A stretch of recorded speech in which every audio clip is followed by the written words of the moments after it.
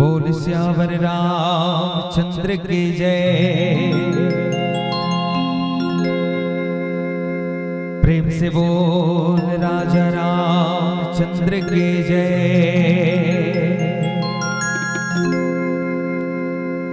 कैसे करूं मैं वंदना,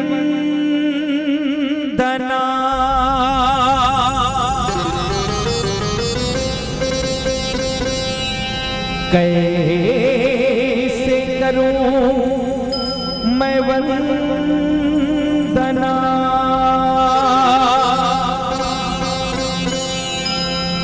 ना स्वर ना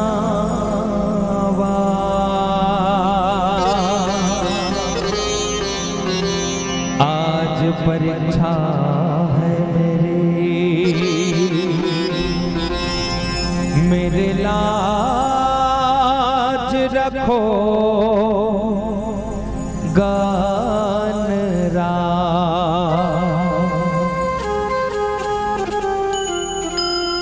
मेरे लाज रखो गान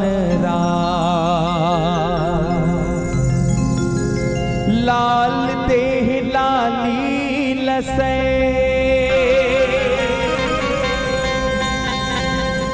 अरुधर लाल लांगू, वज्र देह दानो दलन, जय जय जय का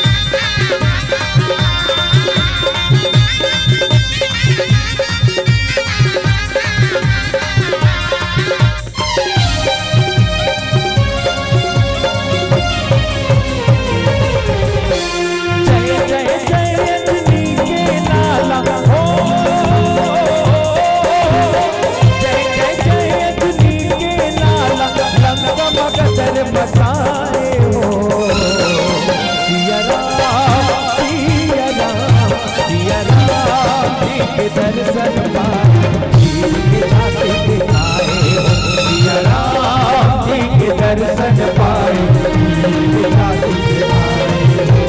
जय जय जय अजनी के लाला हो,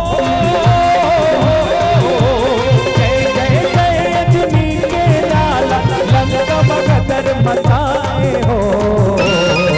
सिया राम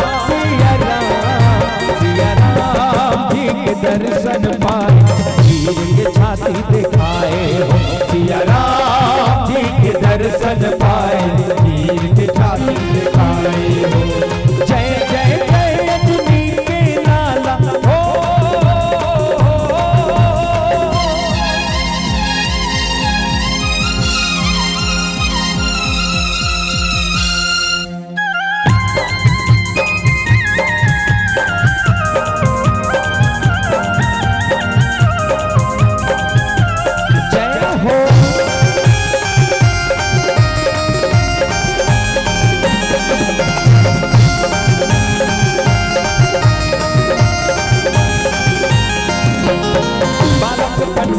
सूरज नारायण पाए रहेगा, गिरी पर्वत गाते हथेली संजनी पर उठाए रहेगा। बालक पन माते सूरज नारायण खाए पर मुँह पाए रहेगा, गिरी पर्वत गाते हथेली संजनी पर उठाए रहेगा। उड़ाए सीता मैया जी के पत्ता लगाए, राम के नाला ते पारे न खाए, सागर मासी लसे तू बनाए। बजरंगी तोर रूप निराला हो, बजरंगी तोर रूप निराला, सबके मन ला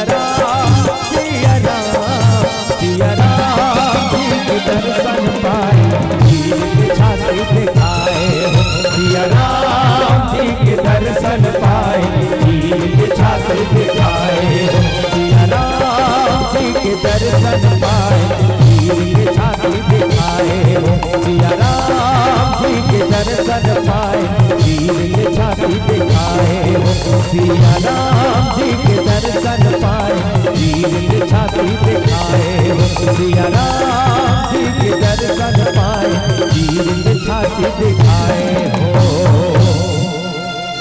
प्रेम से बोल हनुमंत लाल महाराज की जय।